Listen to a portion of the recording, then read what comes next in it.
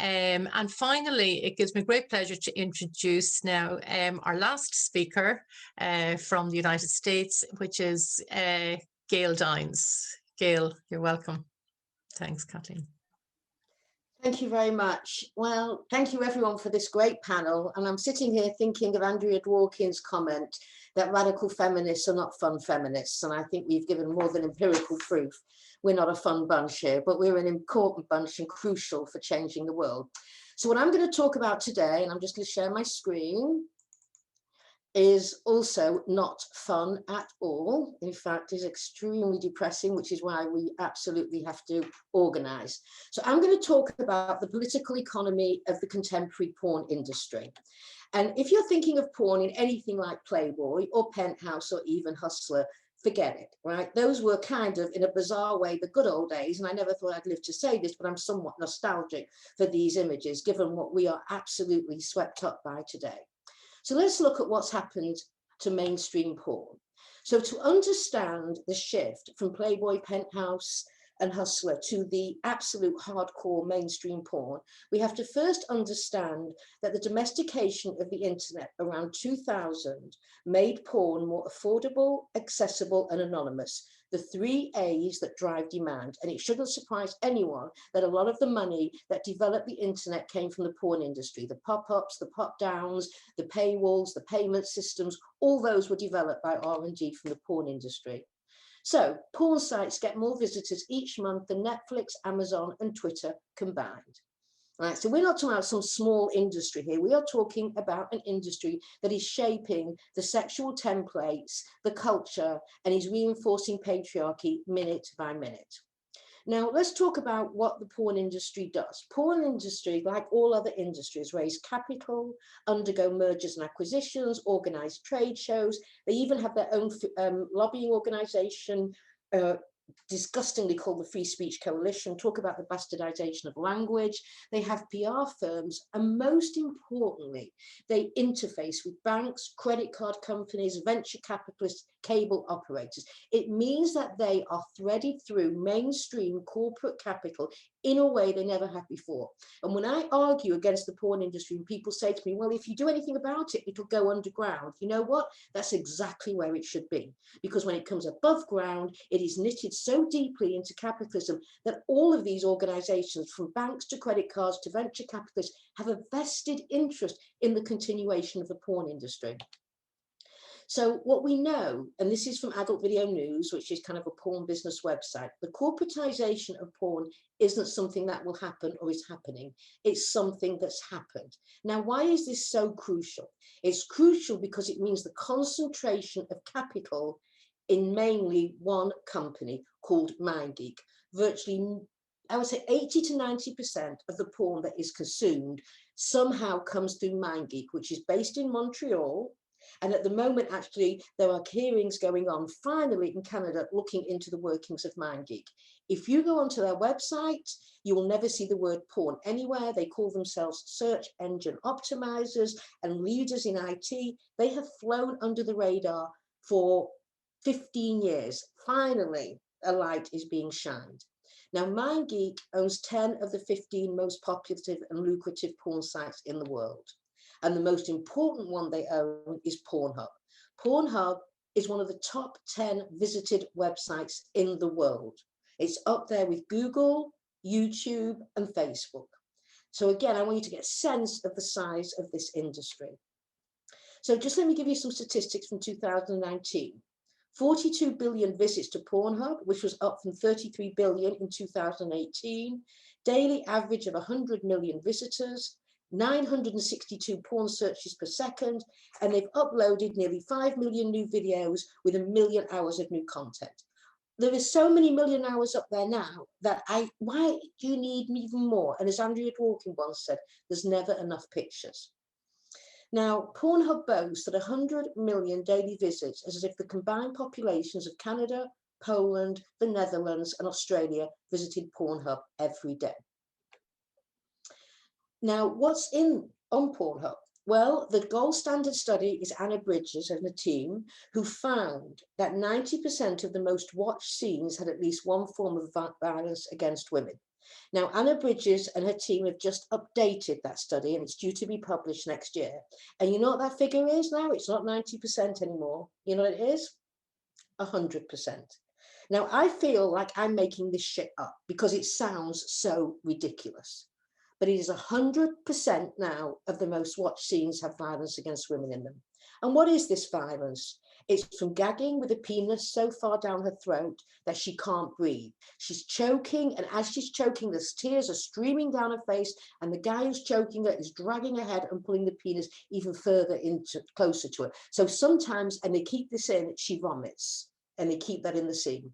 Strangulation, hands around the throat, which is especially dangerous because, first of all, we know from studies that women who are battered and strangled by their batterer are more likely to die at his hands. Number two, you can be strangled, pass out, wake up, think you're fine, and it can take up to a week for your passages to swell. So you can die a week later in your sleep. Rough anal sex, pounding anal sex, to the point that one of the biggest problems of women in the porn industry are what are called anal prolapses. Literally, their anuses drop out of their body. Ejaculation on face, known as the money shot, hair pulling, spanking, spitting in the face. The average scene on Pornhub today is a woman being orally, anally, vaginally penetrated, being spat upon, being called bitch, whore, cunt, cum duster, and then finally they ejaculate in her face and often in her eye, to the degree that just before they closed down, before COVID, there was an antibiotic resistant strain of gonorrhea of the eye going around the porn industry for women. Pornhub traffic during the pandemic. So what was Pornhub's gift to the world during lockdown? Within a week of lockdown, they made their premium free. So most of Pornhub is free, but then they have this firewall, the premium, where they have the more upmarket produced, all violent, just more technologically sophisticated.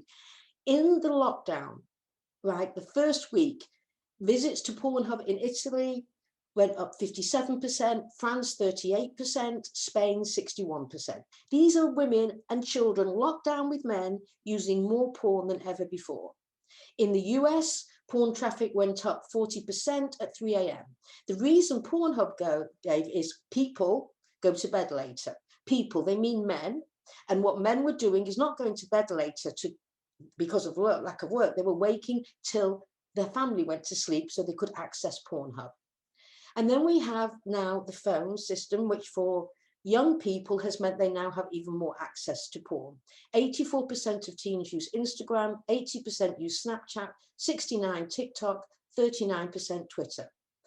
Now, how do you get to porn if you've got a cell phone and you're a teen? You get to it through Instagram, you get to it through Snapchat, the two main platforms. Sunny Leone, one of the biggest so-called porn stars, and there's only a handful of porn stars, most are porn performers. She's got 40 million followers on Instagram, a teen site, and I went from her site on Instagram to Pornhub within 7 seconds, which means a kid can do it in 5 seconds. We know on Snapchat, they have Snapchat Premium, where they've hidden all the porn behind Snapchat Premium. And again, you can get to Pornhub straight from Snapchat Premium. Now we have OnlyFans. Now, OnlyFans is the new type of porn, which is, I think, going to take over the porn industry. So let's give some facts. It was founded in 2016 in Britain. Now, it is a camming site where women make money from monthly subscriptions, creating custom content for fans. They also get tips and they also get money every time they message the fans. It has 90 million users, over 1 million, it says content creators, which really means women on there. The platform takes 20% at the moment. You'll see it go up. It'll take 30, 40, 50% of the women's income, and the women are subject to doxing, capping, which means capturing their screen images and then uploading them onto Pornhub and men making money off them, death threats, and also they have what's called a referral program, which means that if you get a friend to come on to OnlyFans, you get a percentage of what she's making. So it's really a pimping system. You're getting women to pimp out other women. So how is this all affecting our culture? The best way to put it, Details magazine, which is kind of cosmopolitan for men, they said there's an entire generation of young people who think sex ends with a money shot to the face. Money shot being, of course, ejaculation on the face. We know this from studies. In one study, when they asked men, what is the one thing you really want to do to women? They said, come on a face. And when they asked why, they first said, well, I feel powerful. But in the end, the real answer, when the questionnaire, when the interview was dug down, you know what they found? They found that he said, I really like to do it because I know she hates it. This is what porn has done. It has shaped men to get off on sex that women, or porn sex that women hate. Remember this? These were the glory days of radical feminism. Hundreds of thousands of women protesting pornography. Nobody was calling it empowerment. Nobody was calling it sex work. Nobody was talking about cis women. Nobody was talking about individual empowerment. We were talking about liberation. And the movement that I joined was one about liberation, which meant I might be fine. But you know what? If she's not fine over there, I will walk mountains to make her fine. That is the feminism I joined, not a feminism that makes individual women of privilege empowered. I have got so much empowerment, I don't know what to do with it. But that means shit for the women who come in and clean my classes after I'm done. So that's the feminism we need. When you go to info at Culture Reframed, you can find out more. But I want to end by saying, now is the time as radical feminists that we refuse to be silenced. We've always refused to collaborate. But we, not only do we declare war on patriarchy, we have to declare war on this faux feminism that has drained women's energy, that is absolutely hijacking the feminist energy of young women, turning them into arguments that they are empowered, love, BDSM, and actually are siding with the patriarchy. It is our job as feminists to save our sisters. We stand on the shoulders of our foremothers, and we have to make our shoulders strong enough for our daughters to stand on them. That's what radical feminism does. So thank you very much, and I'm going to exit my screen. Thank you very much indeed, Gail. I was visualizing there when you were speaking, 500 women sitting at their kitchen tables with their mouths open in shock, really, at some of the statistics that you generated there. I think it is sobering, it's overwhelming, and I think that's part of, I think, will be the result of tonight's webinar, is that people will be overwhelmed, and maybe that needs to happen. You know, we need to have a sense of the scale and the complexity of the challenges at hand. But incredible, great work, and really sobering to see the statistics there in front of us.